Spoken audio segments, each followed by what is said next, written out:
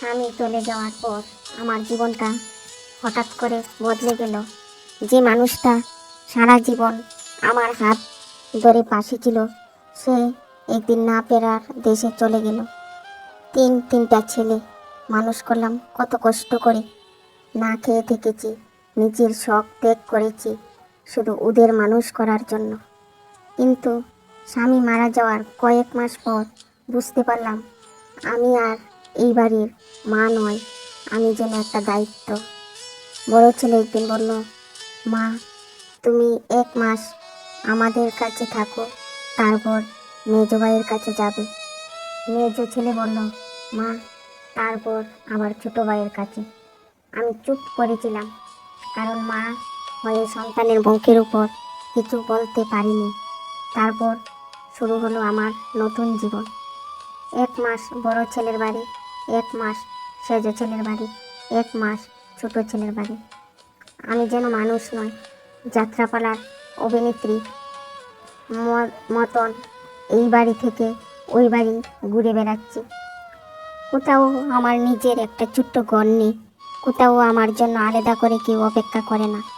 একদিন রাতে চুপচাপ বারান্দায় বসেছিলাম, তখন পাশের বাড়ির এক বৃদ্ধা এসে বলল, কাঁদছো কেন? আমি সব খুলে বললাম। বৃদ্ধা মুচকি এসে বলল, তুমি কি শুধু সন্তানদের জন্য বাঁচবে, নিজের জন্য বাঁচতে শিখো? সেদিন কথাটা আমার হৃদয়ে গিয়ে লেগেছিল।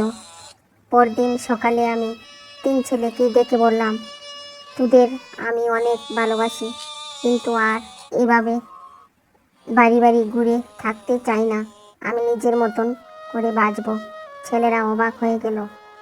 আমি গ্রামের ছোট্ট একটা বাড়ি ভাড়া নিলাম, সেখানে 2টো গাছ লাগালাম, কয়েকটা ফুলের টব রাখলাম, পাড়ার বাচ্চাদের পড়াশোনা শুরু করলাম।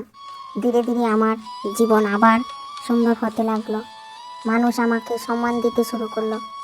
একদিন 3 ছেলে একসঙ্গে এসে বলল, মা আমরা ভুল করেছি, তুমি আমাদের ক্ষমা করে দাও।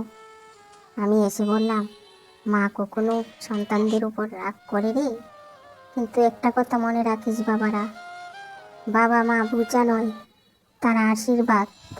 এই গল্পের শিক্ষা, নিজেকে কখনো অসহায় ভাববেন না। জীবনে যতই কষ্ট আসুক, নিজের সম্মান আর আত্মবিশ্বাস কখনো হারাবেন না, কারণ নিজের মূল্য যে বুঝতে শিখে, পৃথিবীও একদিন তাকে সম্মান দিতে বাধ্য হয়। নমস্কার। আমার এই গল্পটা কেমন লাগলো জানাতে ভুলবেন না। যদি ভালো লাগে থাকে তাহলে লাইক সাবস্ক্রাইব করে পাশে থেকে মোটিভেশন বাড়ানোর চেষ্টা করবেন।